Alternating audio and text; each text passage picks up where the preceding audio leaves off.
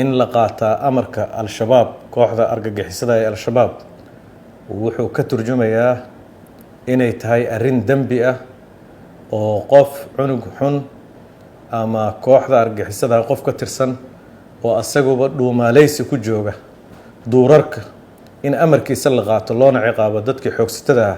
runtii arrintaasi waxay muujinaysaa arrin aysan dowladdu u dulqaadanayn inay tahay.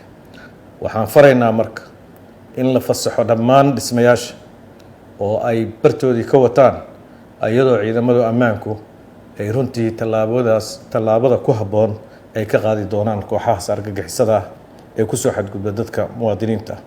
cid kasta oo amarka dowladda fulin weydana runtii waxaa laga qaadayaa tallaabo sharci ah.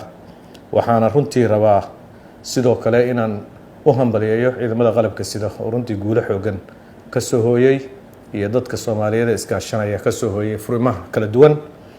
kooxaha argagixisadaana runtii way jabeen waana dabaday jeediyeen.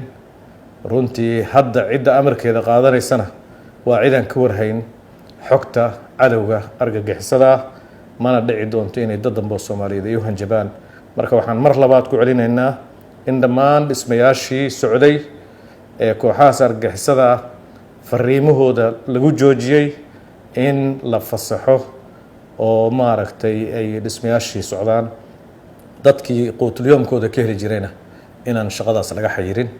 marka aad iyo aad baa u mahadsantihiin.